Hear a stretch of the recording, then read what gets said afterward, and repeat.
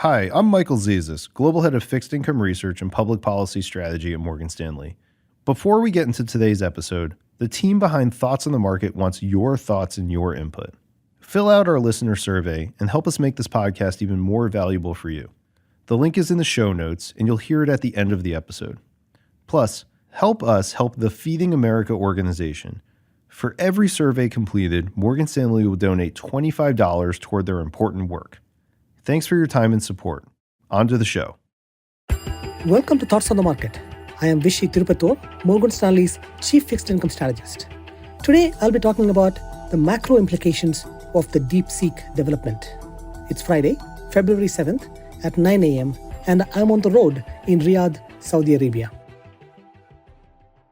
Recently, we learned that DeepSeek, a Chinese AI startup, has developed two open source large language models, LLMs, that can perform at levels comparable to models from American counterparts at a substantially lower cost.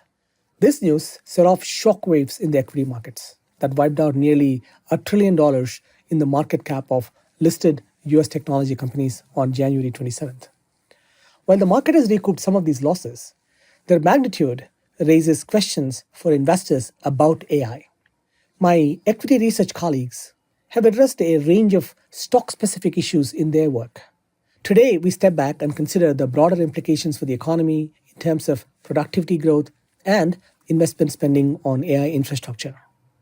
First thing, while this is an important milestone and a significant development in the evolution of LLMs, it doesn't entirely come as a shock. The history of computing is replete with examples of dramatic efficiency gains. The DeepSeek development is precisely that, a dramatic efficiency improvement, which, in our view, drives incremental demand for AI. Rapid declines in the cost of computing during the 1990s provide a useful parallel to what we are seeing now. As Michael Gapin, our US chief economist, has noted, the investment boom during the 1990s was really driven by the pace at which firms replaced depreciated capital and a sharp and persistent decline in the price of computing capital relative to the price of output. If efficiency gains from DeepSeek reflect a similar phenomenon, we may be seeing early signs that the cost of AI capital is coming down and coming down rapidly. In turn, that should support the outlook for business spending pertaining to AI. In the last few weeks, we've heard a lot of reference to the Jevons paradox, which really dates from 1865, and it states that as technological advancements reduce the cost of using a resource, the overall demand for the resource increases, causing the total resource consumption to rise. In other words, cheaper and more ubiquitous technology will increase its consumption.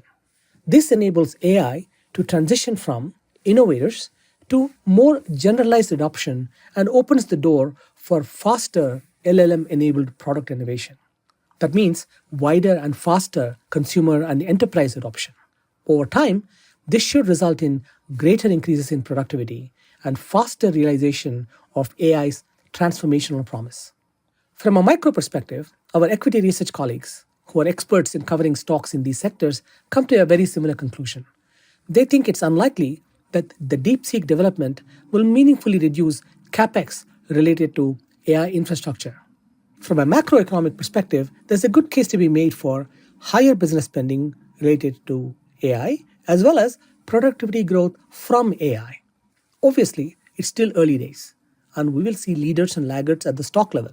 But the economy as a whole, we think, will emerge as a winner.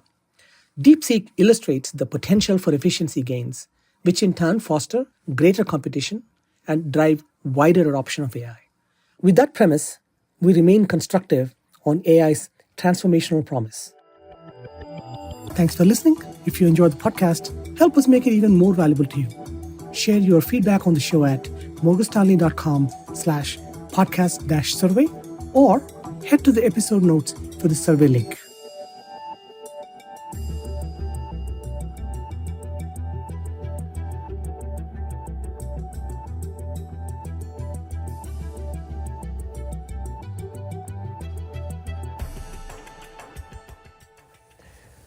In the last few weeks,